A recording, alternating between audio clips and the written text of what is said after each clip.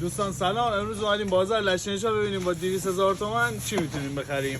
با ما همراه. 1 کیلو خیار و 1 کیلو گوجه خریدیم شد 40,000 تومان. درست آقا ورزاد؟ سیب خریدیم 20,000 تومان. بیا. قابل نداره. مرسی. ممنون. دیگه پیش آقا جواد هم اومدیم 2 تا بلال خریدیم. چقدر شد؟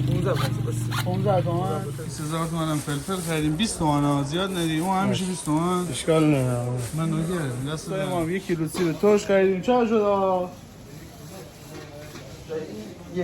1 کیلو چقدر شد؟ آقا سید 1 کیلو هم از این شبرنگا خریدیم.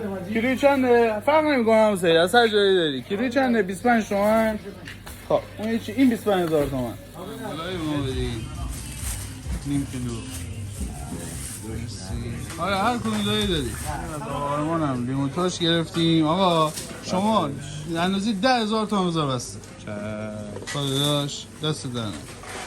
متشکرم. ما اینم 20,000 تومان مونده. با بریم با 20,000 تومان ببینیم چیکار می‌کنیم.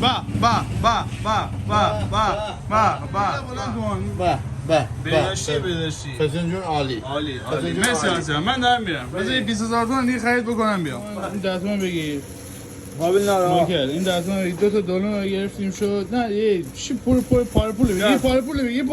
آقا این پاره پول بگیر تو پاره بودی قابل نداره. این 10 تومان رو خیال.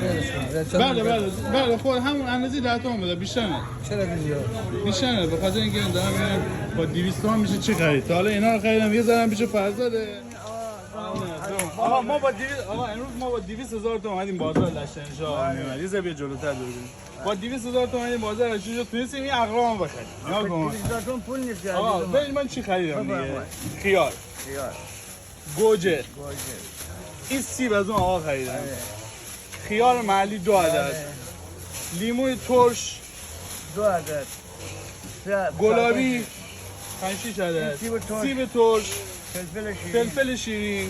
گیلاس خوب. این گیلاس جدا خرید. آره. به همراه با اینو فلفل دلمه، شبرنگ و فلفل دلمه، این ذرت هم 400,000 تومان. این شد 400,000. 200,000 تومان. این شد 200,000 تومان. خیلی خوب شد نه؟ میشه با 200 تومان خرید کرد. ولی چی باید 200,000 تومان در آورده میره سخته. 1,000 تومان در میاری یه دفعه پولت میره. آفرین یه دفعه دیگه واقعا من شب تا کار یه دفعه رفت. بله خب به هر حال با 200,000 تومان اینقدر ما تونستیم خرید. متشکرم. دست شما.